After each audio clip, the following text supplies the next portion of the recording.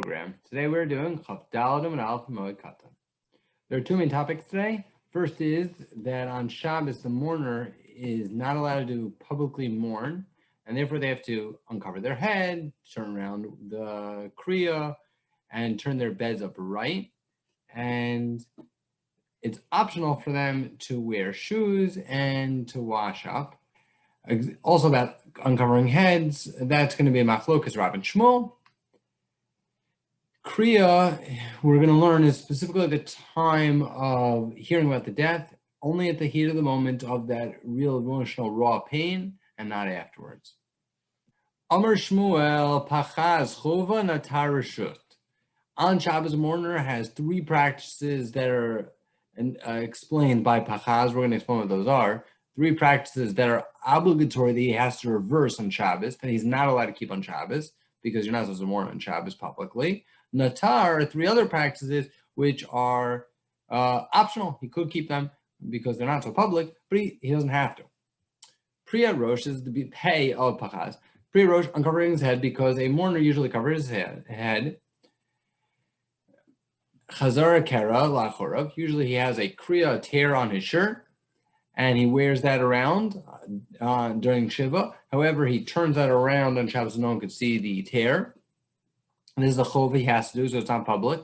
So given a mita, the beds overturned, those were in public areas in the house that people could see them, so he would turn those upright, normal positions, so this way it wouldn't look like they're mourning on Shabbos. Those are all chova. However, three other practices, however, are optional. One of them is wearing shoes, tashmish, and washing up hands and feet in hot water right before Shabbos. Those are optional. The reason is because whether or not a person does those, it's not so evident that they are mourning. There are some people that don't wash up even if they're not mourning, and there's some people that don't wear shoes even if they're not mourning. Rabamar Aprida Rosh Reshut. Even about the covering the head, that's also optional. Why? There are some people that cover their heads even if they're not mourning, and therefore it doesn't show it very much if a person who is mourning on Shabbos is going to wear their head covering, because some people who are not mourning also cover their heads. Shmuel, what would Shmuel respond?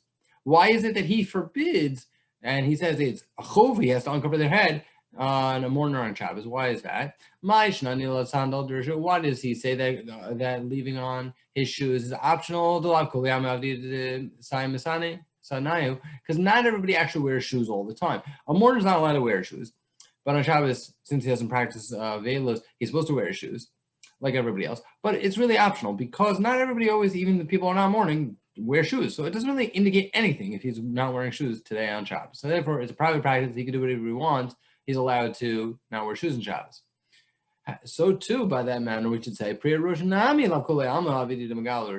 everybody, even normally, when they're not mourning, uncovered their head, and therefore it doesn't really, and some people cover their head, and therefore it doesn't show anything, the fact that he's going to cover his head on Shabbos. Why should that be forbidden for him to do so? You should accept Rab's argument. It says the Gemara,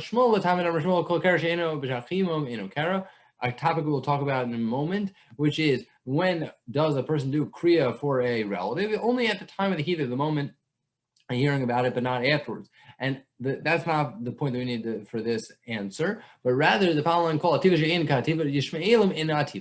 covering the head we're talking about is not a regular covering, it's a very serious covering, and that is covering the entire face like the Yishmaelim did. And that nobody normally does. The only people who do that are mourners, and therefore if he's doing that on Shabbos, it's clear indication he's publicly mourning and can't do it on Shabbos. That's where it's forbidden. Rav Nachman would show that way that the Yishmaelim will cover their heads until his mustache was covered. Quick indication of what it means to cover your head with a covering that should be like the Yishmaelim. Here's the talus. Put it over my head. Cover it this way. And that's one way of covering your face. Not quite as Rav Nachman did. Rav Nachman did much further, covering all the way over here, or even as far as this, much like a Corona face mask. So the Gemara just finished explaining why for Shmuel it's possible to leave on the shoes, but you have to uncover your head. That's all as long it's all true as long as you're not wearing shoes. However, if he's wearing shoes, the indication of his wearing shoes clearly shows everybody, I'm not mourning today, it's Shabbos, this isn't wearing shoes, and therefore he's allowed to keep his head covered. Next point that Shmuel made, and we're going to discuss, the tearing that's not at the time of the morning, the most intense raw pain of the heat of the moment is not considered a tear. But how could he say that? But we know a story in which Rav died and Shmuel heard about it, and correlate tracer money, and Shmuel tore the next 12 shirts that he wore. So obviously he tore his clothing even not at the very moment of which he heard about it. And he said, how sad is it that he lost somebody that he was very close with, and someone who was afraid of, because he was afraid of arguing with him in Torah. Another story in which Rabbi Yochanan heard about Rabbi Chanina's death, and correlate Tleisar Itzlai Milata, that Rabbi Yochanan, when he heard about Rabbi Chanina's death, he tore 13 fine tunics, and Amar Azal Gavar to have him, and he said, look, it's so sad, I lost somebody who was afraid of arguing with in Torah. So says the Gemara, why are they different? Why have they let them tear so many times, even in not the first moment when they heard about it?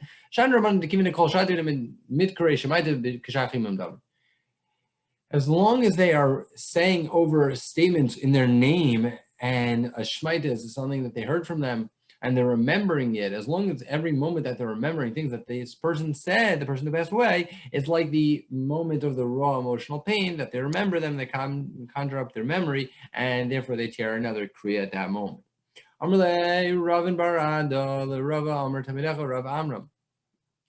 Ravin said to Rava, your student Rav Amram said in the following brisa, Tanya Alvo Kol Sheva Koro Lefanav, a mourner has the tear in front of him during Shiva, in Bal Hachlif Machlif, and he could change the clothing, but he's going to change the clothing, he should change them, but Korea, he'll have to tear again. So you see over here, he's tearing in the middle of Shiva, even though he already tore once, and that's not Shachimum, that's not heat of the moment, so why does he have to tear? But continues the price up, before we finish the question, B'Shabbos Korea L'Achora. On Shabbos, he turns around the tear, so it's not so visible. In Bal Hachlif Machlif, he changes the shirt, and he doesn't have to tear on Shabbos. Kitanya, he says they want to answer the question, when was the rest taught? Specifically for a parent, you're supposed to tear every time they put on new clothing, the entire Shiva, even if it's not the first time. Those tears beyond the first one, are they allowed to be fixed or not allowed to be amended? The first tear of a parent can never ever be fixed, as we learned in a previous daf. What about the later ones? De Rav Oshia. So Pliba Avu de Rav Oshia, the father of Oshia, and Bar Kafra were arguing. One said yes, one said no. We could prove who is the one that said that it's forbidden to fix them. That was the father of Oshia. How so? How do we know that? Because Rav Oshia say that it's not, that's forbidden. It's obviously heard from his father. Who did he hear it from? It must be his father. It says no, Lo Mibar Kafra Rabbi. He didn't hear it from his father, rather, he heard it from his teacher, Shmieleh. He heard it from his teacher, Bar Kafra. And therefore it's not conclusive. Who is the opinion that says permitted? Who says also? A mourner wears his torn clothing in his house. Once Rav Yosef saw that he was wearing a head covering on Shabbos in his house, and he asked him, don't you know that you're not supposed to be doing practice of mourning publicly on Shabbos? Answers the Gemara, Rabbi Yochanan says you're allowed to do private practices, and he held covering the head is considered like a private practice, and therefore it's not so noticeable, and if you're allowed to do it at home, that would fit with the opinion we mentioned before of Rav that is optional about the head covering. Shmuel holds it's chova, they can't cover the head on Shabbos. Words for the week are L'chu is you, and Lo Shana Ela, it was only taught for the following case.